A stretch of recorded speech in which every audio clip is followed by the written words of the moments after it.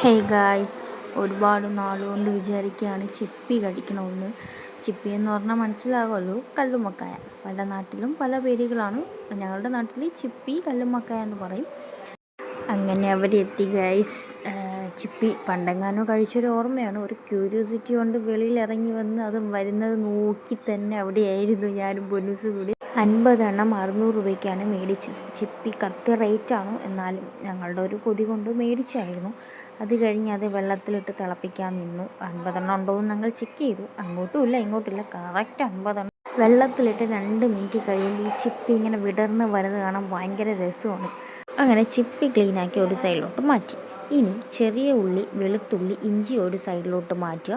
ഇഞ്ചിയും വെളുത്തുള്ളിയും പേസ്റ്റ് ആക്കുക. അത് കഴിഞ്ഞ് പച്ച മസാലയും തേങ്ങയും മുളക് പൊടി, മല്ലിപ്പൊടി ഇതെല്ലാം കൂടെ ഇട്ട് ചെറുതായിട്ട് ക്രഷ് ചെയ്തെടുക്കുക. അത് കഴിഞ്ഞ് കടുക് പൊട്ടിച്ച് മാറ്റി വെച്ച ഇഞ്ചിയും വെളുത്തുള്ളിയും പേസ്റ്റ് ഇതിൽ ആഡ് ചെയ്ത് ഇളക്കുക. മാറ്റി വെച്ച ചെറിയ ഉള്ളി അതിലോട്ട് ആഡ് ചെയ്ത് നല്ലതുപോലെ ഇളക്കുക. അടിയിൽ പിടിക്കാതെ നല്ലതുപോലെ ഇളക്കുക.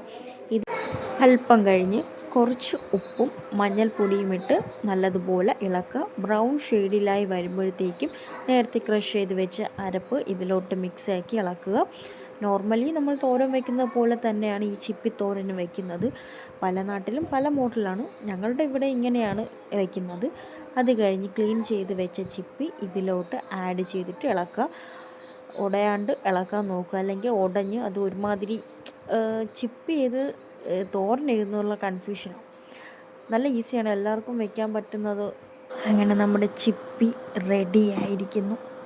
കപ്പയും പുഴുങ്ങി, കപ്പയും ഒരു സൈഡിൽ റെഡിയാക്കി. ഇനി കുറച്ച് കപ്പയും കുറച്ച് ചിപ്പി തോരനും പിന്നെ രാവിലത്തെ ചൂര മീൻകറി ഉണ്ടായിരുന്നു.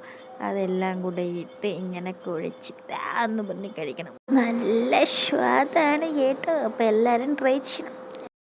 അപ്പോൾ ശരി, കാണാം. ബൈ.